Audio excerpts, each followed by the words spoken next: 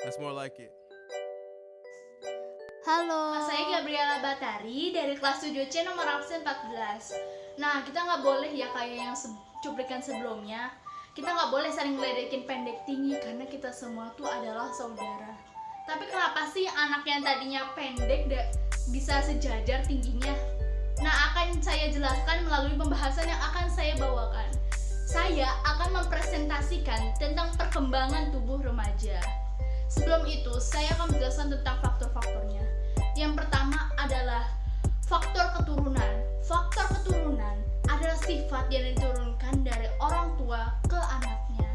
Misalnya, jika orang tua mengalami suatu penyakit seperti diabetes, nadinya mengeras, dan penyakit jantung, biasanya akan diturunkan ke anaknya. Bukan juga penyakit, bisa saja golongan darah.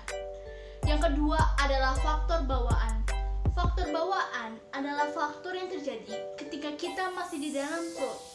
Contohnya, campak, rubella, dan perkembangan otak belum sempurna. Lalu ada faktor lain seperti faktor gizi, faktor kesehatan, dan rangsangan.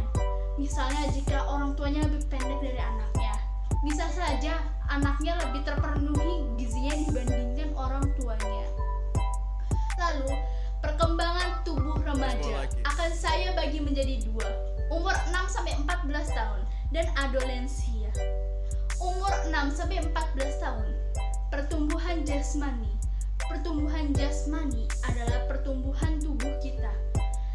Ciri-cirinya yang pertama, umumnya relatif lebih lambat dibandingkan umur-umur sebelumnya. Yang kedua, bola mata mulai berkembang, jadi gampang sekali terkena penyakit. Yang ketiga, tulang punggungnya masih sangat lemah. Kayak kita ya bawa tas tiap hari berat-berat, kita nggak boleh kayak gini, harus tetap tegak. Lalu di akhir-akhir biasanya terjadi pubertas atau akil balik. Perkembangan jiwa, emosi, dan intelek. Biasanya anak umur segini mulai belajar berhitung, membaca, menulis, dan berinteraksi dengan lingkungan sekitar. Misalnya berkomunikasi di depan umum. Lalu kebutuhan-kebutuhannya.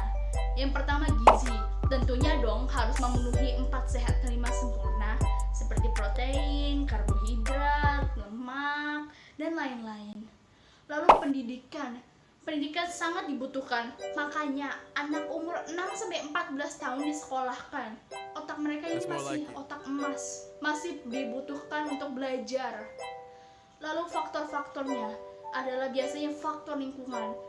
Apakah lingkungannya mendukung dia untuk tumbuh dan berkembang atau malah sebaliknya? Misalnya, teman atau sahabat biasanya mendukung kita untuk maju. Mereka biasanya mendukung kita. Jika kita kalah biasanya dihibur. Tapi yang malah sebaliknya adalah pembuli. Biasanya pembuli ini malah mengejek-ngejek anak tersebut.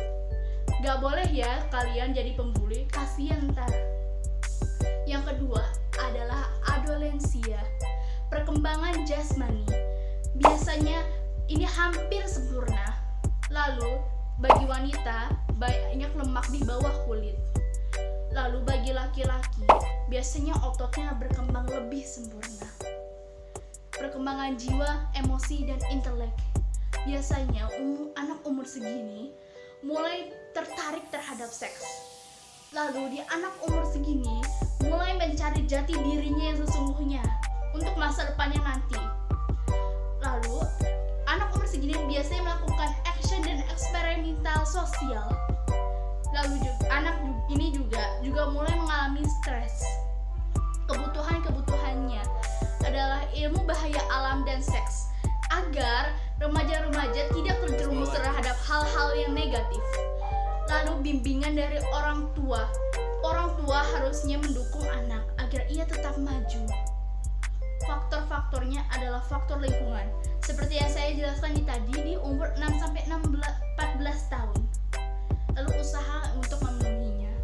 Orang tua harus membimbing dan menasehati anaknya agar dapat bertumbuh dan berkembang dengan baik. Lalu kembali seperti cuplikan sebelumnya, kenapa anaknya bisa tinggi? Mungkin saja saja anak yang tadinya pendek mulai rajin berolahraga, tapi anak yang tinggi malah jadi sejajar, mungkin aja udah mulai malas berolahraga karena dia menganggap dirinya sudah tinggi mungkin. Atau anak yang tadinya pendek mulai banyak makan, banyak berolahraga, seperti gitulah. Ya mungkin saja ya. Sekian pembahasan dari saya. Jangan lupa di like dan di subscribe. Dadah.